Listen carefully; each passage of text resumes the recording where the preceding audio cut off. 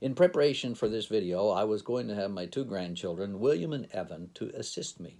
I was going to have a bicycle, and I was going to lay it down at the side of the ditch. I was going to lie down beside it as though I was injured and going, oh, oh, and then have William come by and point at me and say, you got what you deserved, and just keep right on going.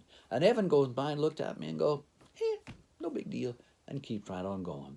And portray the picture of the sense of there was no hope and no one cared. Well, that's a picture we find in Psalm 142 when David recorded these words. He said, I looked on my right hand, and behold, there was no man who would know me. Refuge failed me. No man cared for my soul. A situation where there was no hope and no one cared. Some of you watching this today are in a situation where you feel like there is no hope and no one cares. Maybe it's for a lost child. Maybe it's for a wayward saint. Maybe it's for a marriage that's in trouble.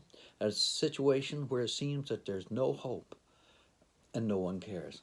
Well, I encourage you to turn and read the book of Hope. There are 66 books in the Bible. And I call one of these books of the Bible the book of Hope. It is the book of Jonah. And the significance of that is the names of the prophets always had a significance to the ministry that they had. And the name Jonah means dove, which is caused me to stop and think for a little bit. His name is Dove. It means a dove. We see a dove, we think of peace and harmony. But Jonah was not a preacher of peace and harmony. Jonah was one who preached judgment, condemnation. 40 days, this place is going down. He didn't like those people. He wanted them to destroy. But yet his name means peace. So something has had to happen that's significant to his name, Jonah, which means peace. We found out that a few years ago, ISIS was going through Mosul. And it said they destroyed the tomb of Jonah. And that really got my attention because Mosul was the old Nineveh.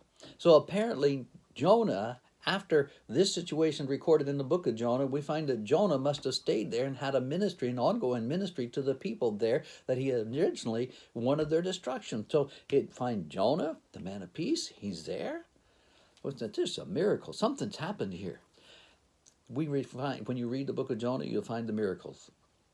You find that the wind, the waves, the sea monster, you find a miracle of a gourd, you find a miracle of a worm, but the greatest miracle of all that's recorded in the book of Jonah is a miracle that God changed the heart of Jonah.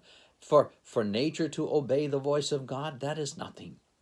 That nature will do what God tells it to do. But when God tells man to do something, we have a will and we tend to resist. And so when God changed the heart of Jonah, it took a miracle. I think of the song, it took a miracle. But when he saved my soul, cleansed and made me whole, it took a miracle of love and grace.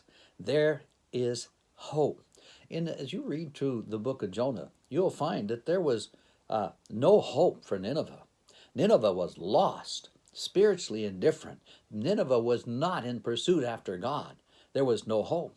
And we also find that there was no one who cared because Jonah did not care for Nineveh. He, in fact, wanted to go the opposite direction. So there was, as you look at this historically and biblically, there was no hope and no one cared in this situation. But God did. God cared. And you can see this in the very last verse in the book of Jonah. It says, and should I not spare Nineveh, that great city in which more than 120,000 persons that cannot discern between the right hand and the left hand, and also much cattle? God says, shouldn't I care about all these? Now, 120,000 probably is reference to children. It's a large place. 127. Shouldn't I care about these individuals? And he even included livestock. God cared. And in the text, you find here that God is the one who took the initiative. The people in Nineveh, they didn't take an initiative. They were indifferent. Jonah, he didn't take an initiative. He just indifferent. He didn't care. No one cared. But God did. Therefore, this is the book of hope. Because as you read it, you'll see that God miraculously worked in the hearts and the lives of people and turned the people around in Nineveh. Those that were lost, they got saved. And those that did not care, all of a sudden began to care. There is hope. So I say this to you, as you read this, you read about the Almighty God, and I want you to know that there is hope. Whatever your situation is, there is hope because He cares. So I suggest, don't give up. Look up and read the book of Jonah. And we'll get back into this, and you'll see the amazing things that happen. But I encourage you to read the book of Jonah. Don't give up. Read the book of Hope. You'll find there is hope.